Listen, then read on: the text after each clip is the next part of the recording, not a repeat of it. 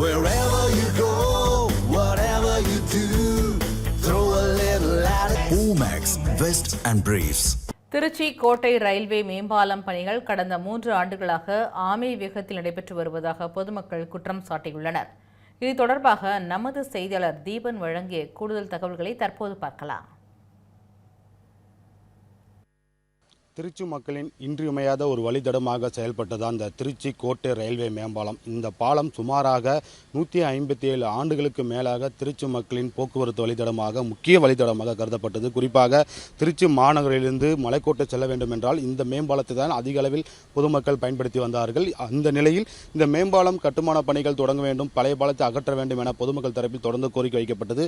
அதன்படி கடந்த 2023ஆம் ஆண்டு நவம்பர் மாதம் இந்த புதிய பாலம் கட்டுமான பணிக்கான அடிக்கல் நாட்டப்பட்டு பணிகள் தொடங்கப்பட்டது. அதனால் இந்த பாலத்தில் போக்குவரத்து மாற்றம் முழுமையாக செய்யப்பட்டது. இந்த நிலையில் கடந்த சுமாராக 3 ஆண்டு காலமாக இந்த மேரேஜ் மேம்பாலம் என சொல்லக்கூடிய திருச்சி கோட்டை ரயில்வே மேம்பாலம் பணிகள் மிகவும் ஆமை வேகத்தில் நடைபெற்று வருவதாக பொதுமக்கள் தரப்பில் குற்றச்சாட்டுகள் எழுந்துள்ளது. குறிப்பாக திருச்சி மாநகர் உறையூர், தென்னூர், பாலக்கரை, ஜங்ஷன் பகுதியிலிருந்து வரக்கூடிய அனைத்து வாகனங்களும் இந்த பாலத்தின் வழியாக சென்றால்தான் விரைந்து தெப்பக்குளம், உச்சிப்பிள்ளையார் கோயிலாக இருக்கட்டும், அதே போன்று சின்ன கடை வீதி, பெரிய கடை வீதி, பஜார் போன்ற பல்வேறு பகுதிகளுக்கு பொதுமக்கள் எளிதாக செல்லக்கூடிய முக்கிய வழித்தடமாக இருந்தது.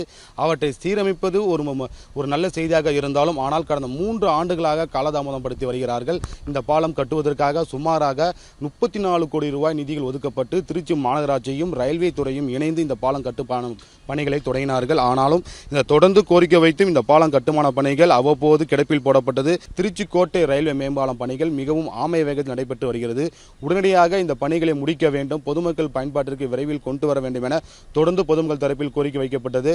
நடந்து முடிந்த சட்டமன்ற தேர்தலில் கூட திருச்சி தொகுதியில் கிழக்கு தொகுதியில் போட்டியிட்ட அனைவருமே இந்த பாலம் கட்டுமான பணிகளை விரைந்து முடிக்கிறோம் என தேர்தல் வாக்குறுதியாக கொடுத்தார்கள். அதேபோன்று திருச்சி நாடாளுமன்ற உறுப்பினர் இருக்கக்கூடிய துரை வைகோ அவர்களும் இந்த பாலத்தை முழுமையாக விரைந்து முடிக்கப்படும் என அவர் தரப்பில் தேர்தல் தரப்பில் கோரிக்கையாக வைக்கப்பட்டது. ஆனால் இதுவரை இந்த பாலம் கட்டுமான பணிகள் முழுமை பெறவில்லை. எப்போது பொதுமக்களுடைய பயன்பாட்டிற்கு இந்த பாலம் திறந்துவிடப்படும் என பெரும் எதிர்பார்ப்போடு பொதுமக்கள் இருக்கிறார்கள். திருச்சியிலிருந்து ஒளிப்பதிவாளர் அஸ்வின் குமாருடன் செய்தியாளர் தீபன்.